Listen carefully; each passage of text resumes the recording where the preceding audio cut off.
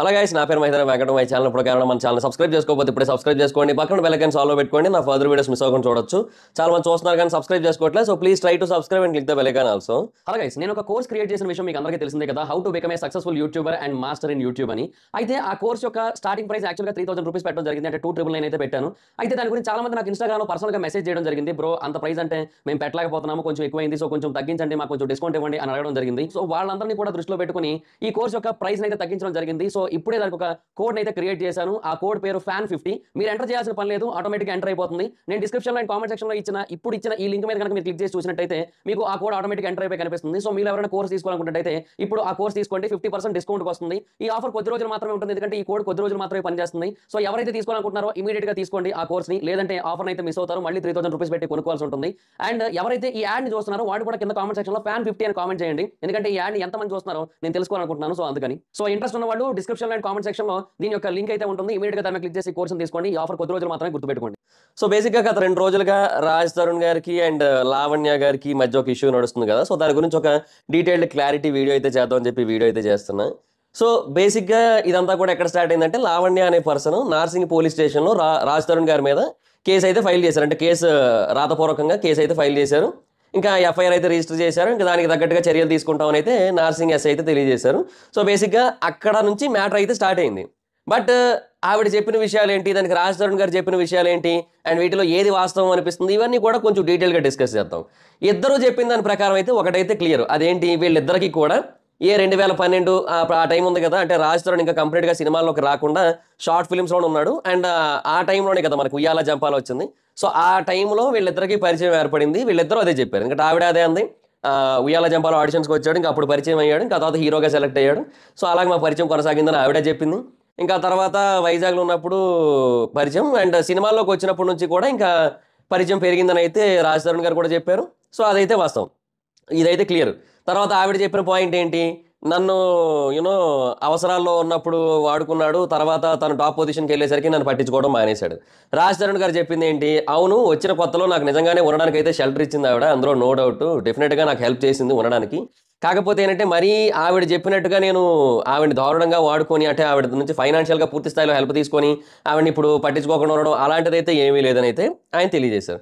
So ఇక్కడ రాజ్ తరుణ్ వర్డ్సే జెన్యున్గా ఉన్నాయి, అంటే ఈవిడ చెప్పింది కూడా కరెక్టే, కాకపోతే కొంచెం ఎగ్జాగరేట్ చేసి చెప్పిన ఫీలింగ్ అయితే వస్తుంది. ఓకే, ఇంకా తర్వాత లివింగ్ రిలేషన్లో ఉన్నారు అని చెప్పింది ఆవిడ చెప్పింది ఏంటి, 11 ఏళ్ల పాటు లివింగ్ రిలేషన్లో ఉన్నామని తెలియజేసింది. గత రాజ్ తరుణ్ గారు చెప్పింది ఏంటంటే, లివింగ్ రిలేషన్లో ఉన్నాం కానీ 11 ఏళ్ళు అయితే కాదు, అంటే ఇప్పటిదాకా మేము లివింగ్లో అయితే లేము, ఒక 2017 ఆ టైం వరకు ఉన్నాం, ఇంకా తర్వాత నుంచి కూడా లేము అని అయితే తెలియజేశారు.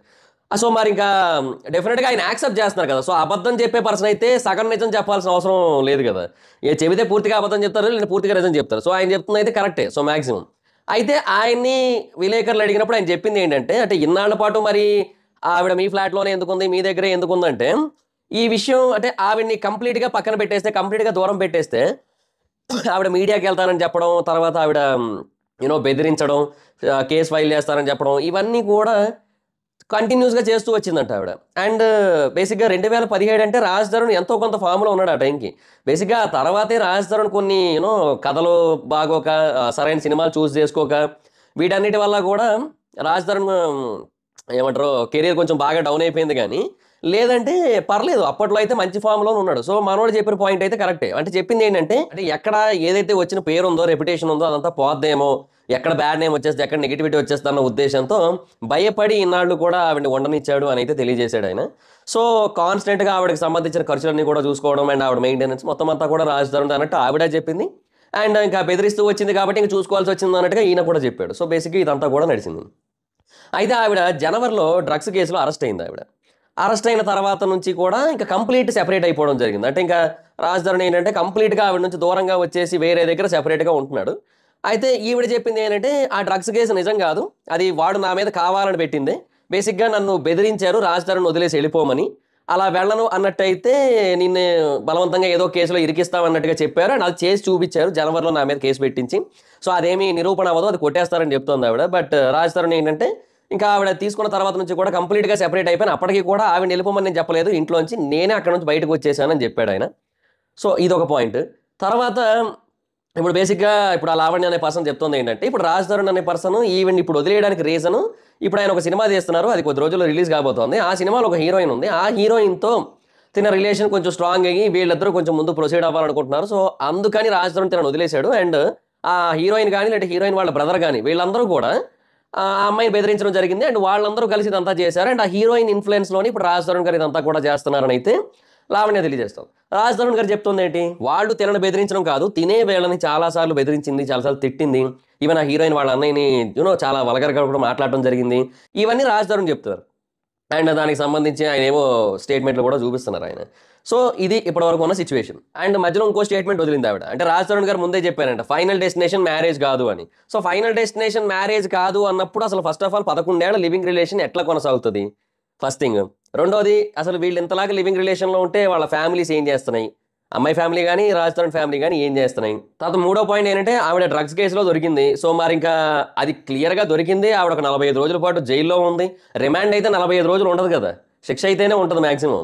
సో, అది మేబీ చిన్నదే అయ్యుండొచ్చు. సో, అందుకే ఆవిడకి చిన్న శిక్షే పడుండొచ్చు. మేబీ లేదంటే ఆ కేసు ఇంకా కొనసాగుతూ ఉండొచ్చు. సో, 45 రోజుల తర్వాత ఆవిడకి బెయిల్ వచ్చి ఉండొచ్చు. వాటెవర్ ఇట్ ఈస్, మొత్తానికి ఆవిడ 45 రోజుల పాటు గడిపి బయటకొచ్చిందన్నట్టయితే అది పెద్ద కేసే అయ్యుండొచ్చు మేబీ. ఇంకా అంటే అది ఏమంటారు, నిరూపణ అవ్వదు అని అంటుంది ఆవిడ. అంటే ఇంకా కేసు ఇంకా పెండింగ్‌లో ఉందనే అర్థం. సో, ఇంకా అంత పెద్ద కేసులో ఆవిడ ఇన్వాల్వ్ అయింది. మరి అందులో వాస్తవం లేకుండా ఎందుకుంటది? అది క్వెషన్ అనమాట. సో, బేసిక్‌గా ఇప్పుడు రాజ్ తరుణ్ అయితే మాత్రం ఇంటర్వ్యూ ఇచ్చాడు గానీ, చాలా టెన్షన్ అయితే పడుతున్నాడు. అంటే ఫర్దర్‌గా సినిమా రిలీజ్‌కి దగ్గరలో ఉంది. ట్రైలర్ కూడా రిలీజ్ చేశారు. సో, ఈ టైంలో ఎలా అవుతుంది ఏంటి? ఈ కైండ్ ఆఫ్ థాట్స్ మేబీ నడుస్తున్నాయేమో. అండ్ తన పరిస్థితి ఏంటి? మేబీ వీటన్నిటి గురించి కూడా బాగా టెన్షన్ పడుతున్నాడు. అంటే తప్పు చేశానన్నట్టుగా కాకుండా రెప్యుటేషన్ ఎక్కడ బాగా దెబ్బతినేస్తదో అనే కైండ్ ఆఫ్ థింగ్‌లో బాగా కంగారు పడుతున్న ఫీలింగ్ అయితే కనబడింది ఇంటర్వ్యూలో. సరే, ఇప్పుడు పాయింట్ ఏంటంటే వీళ్ళిద్దరూ లివింగ్ రిలేషన్‌లో ఉన్నమాట వాస్తవం. ఆ తర్వాత రాజ్ తరుణ్ గారు ఇంకా లివింగ్ రిలేషన్ నుంచి కొంచెం బయటకొచ్చారు అనేది వాస్తవం అనిపిస్తోంది. అండ్ వచ్చిన తర్వాత కూడా ఇంకా కాన్స్టెంట్‌గా ఆవిడని చూసుకోవాలి, అంటే ఆవిడకి సపోర్ట్ చేయాలి ఫైనాన్షియల్‌గా అన్నట్టుగా సిట్యుయేషన్స్ క్రియేట్ అయ్యాయి ఆయనకి. అండ్ ఆయన కూడా ఏం అనలేకపోవడానికి రీజన్ ఏంటంటే ఆయన రెప్యుటేషన్ ఎక్కడ దెబ్బతింటదన్న భయంతో ఆయనైతే అలాగే ఉండిపోయాడు అనిపిస్తోంది. సో, ఇప్పుడు ఆవిడది ఎప్పుడైతే డ్రగ్స్ కేసు బయటపడిందో, ఆవిడ అరెస్ట్ అయ్యి జైలుకెళ్ళిందో, ఇంకా అప్పటి నుంచి కూడా ఇలాంటి పర్సన్‌తో అసలు కరెక్ట్ కాదని చెప్పి మేబీ ఇంకా దూరంగా ఉన్నారనే కైండ్ ఆఫ్ ఫీలింగ్ అయితే వస్తోంది. సో, అందువల్ల అంటే ఇప్పుడు గత 4, 5 నెలలుగా ఆయన పట్టించుకోవట్లేదు కదా! సో, అందుకని ఆవిడ ఇప్పుడు ఈ కేస్ అయితే పెట్టి ఆయన నుంచి డబ్బులు లాగడానికి ట్రై చేస్తుందనే కైండ్ ఆఫ్ ఫీలింగ్ అయితే వస్తుంది నాకైతే మాత్రం. సో, మొత్తం కేస్ అంతా కూడా చూసిన తర్వాత. ఆయన బేసిక్‌గా ఈ మధ్య కాలంలో ఇలాంటివి చాలా కామన్ అయిపోయాయి. సో, మరింక చూడాలి. అంటే end of the day judgement వచ్చేంత వరకు మనం కూడా ఏది క్లారిటీ ఇవ్వలేము. ఇది జరిగింది, ఇది జరగలేదు అని మనం కూడా క్లారిటీగా అనుకోలేము అప్పటి వరకు కూడా. నాకనిపిస్తుంది ఇలాగా. ఎందుకంటే ఇద్దరిలో ఎవరు నిజం చెబుతున్నారు అనేది కొన్ని కొన్ని సార్లు మనకు అనిపిస్తూ ఉంటుంది కదా! మన మనస్సాక్షికి తెలుస్తూ ఉంటుంది కదా! సో, అలా అనిపిస్తుందనమాట. ఆయన ఇప్పుడు లీగల్‌గానే ప్రొసీడ్ అవుతాను నేను కంప్లీట్‌గా అని చెప్తున్నాడు ఆయన రాజ్ తరుణ్. సో, చూడాలి. ఆవిడేమో ఒక దగ్గరేమో మేము లివింగ్ రిలేషన్‌లో ఉన్నాం, పెళ్లి చేసుకుందాం అనుకుంటున్నాం అని చెప్పింది. ఇంకో దగ్గరేమో మాకు పెళ్లి అయిపోయిందని చెప్పింది. సో, పెళ్లి అయిపోయినట్టయితే ఒక్క ఫోటోలు కూడా తీసుకోరు. ఆ ఫోటోలు ఏమి ఉండవా? ఇప్పుడు ఏముంది, ఎవరైనా తీసుకుంటారు. గుడిలో పెళ్లి చేసుకున్నా, రిజిస్టర్డ్ మ్యారేజ్‌లో రిజిస్టర్ ఆఫీస్‌లో పెళ్లి చేసుకున్నా ఒక 2 ఫోటోలైనా తీసుకుంటారుగా. సో, అవి కూడా లేవా? కరెక్ట్ కాదు కదా! సో, బేసిక్‌గా అసలు ఎక్కడా కూడా ఆవిడ చెబుతున్న దానికి అంటే కొన్నిటికి ప్రూఫ్స్ ఉన్నాయని ఈయన ఒప్పుకుంటున్నాడు కూడా. ఇవన్నీ కూడా ఖచ్చితంగా నేను చేశానని. అండ్ ఇన్‌ఫాక్ట్ ఆవిడ చెప్పిన వాటికి ప్రూఫ్స్ కూడా ఈయన ఒప్పుకున్నవే. ఇప్పుడు నేను అవును, మేము కొన్నాళ్ళు లివింగ్‌లో ఉన్నాం, ఇవన్నీ ఆయన చెప్తున్నవే కదా! సో, అయ్యే ప్రూఫ్స్ ప్రస్తుతానికి. బట్ ఆవిడ ఏవైతే ఇప్పుడు మిగతావన్నీ చెప్తుందో వాటికైతే ఆవిడ ఏవి కూడా చూపించట్లేదు ప్రూఫ్స్ అయితే. సో, డెఫినిట్‌గా ఈ కేస్ అయితే నిలబడదు. అండ్ ఇంకోటేంటంటే ఇది లీగల్ మ్యారేజ్ కాదు కదా! సో, ఫస్ట్ థింగ్ ఏంటంటే ఇప్పుడు పెళ్లి చేసుకుంటానని మోసం చేయడం వేరు. అది కంప్లీట్ డిఫరెంట్. అది చీటింగ్ కేస్‌కొస్తది. ఆ మధ్య కొంతమంది గురించి ఇష్యూ అయితే అయ్యింది కదా!